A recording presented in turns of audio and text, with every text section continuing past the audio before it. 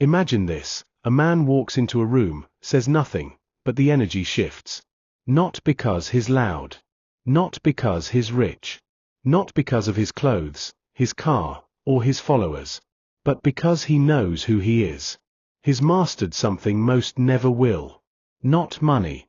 Not fame. But this: emotional control. He's an emotional master. And that changes everything. This video is not about how to impress others. It's about how to build the kind of power no one can take from you.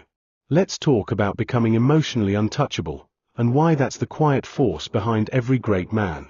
Look around. You'll see men falling apart over texts that weren't answered. Breaking down because they were rejected.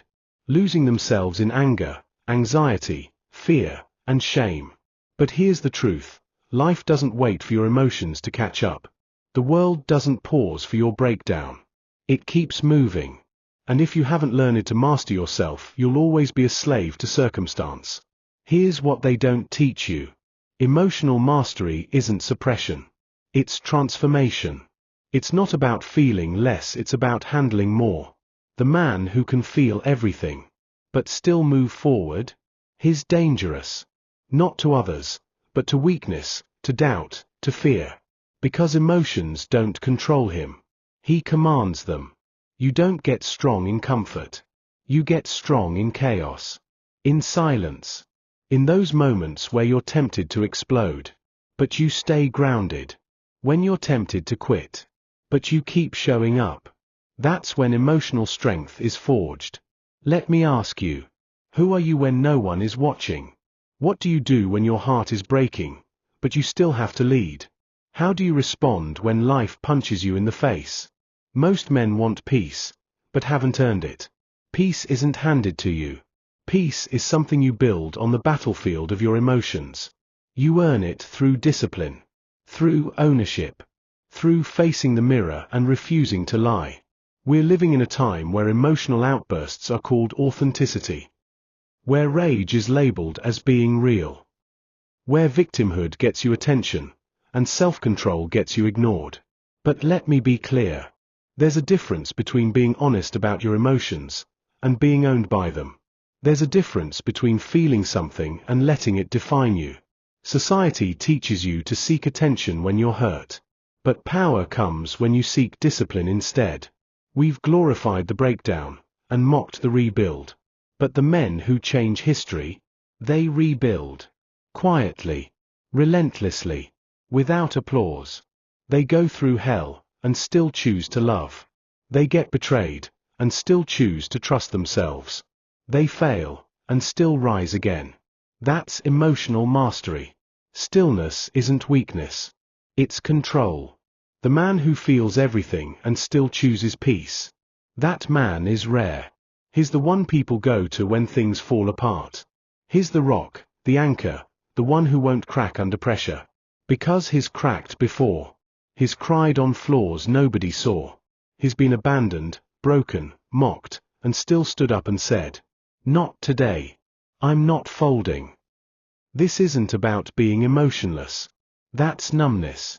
This is about emotional integrity. The ability to feel heartbreak, and still lead. To feel fear, and still act. To feel anger, and still choose patience. Because the strongest men aren't the loudest. They are the most stable. Here's the truth nobody wants to hear. You will be tested. Life will break your heart. People will let you down. You will be underestimated, overlooked, betrayed. And you will have a choice. To become bitter. Or to become better. To lose yourself in rage. Or to find yourself in resilience. The pain isn't the problem. Your reaction is. Pain is the test, and emotional mastery is the passing grade. And here's where it gets deeper. Every emotion you feel is a message. Anger shows where your boundaries were crossed. Fear shows what you care about. Sadness reveals what matters most. But if you let those emotions drive you, without understanding them, you'll crash. But if you learn to listen, learn to hold space, and then act with clarity, you'll lead. So how do you build this emotional strength? Not overnight. But here's where it starts. 1. Own your triggers. Stop blaming. Start observing. When something makes you react, pause. Ask, what am I protecting? What's the wound underneath? 2. Build a daily discipline practice. Journaling, breath work, stillness, workout, prayer. Whatever it is, find your center daily, not just when things fall apart. 3. Get comfortable with discomfort. You don't grow from comfort. Every hard conversation, every rejection, every moment of tension, lean in star. Learn from it. 4. Have a core code. Know what you stand for. Principles over feelings. Loyalty over comfort. Truth over image. 5. Lead yourself first. You can't lead others if you can't lead yourself. Show up for you, every single day. Let me leave you with this.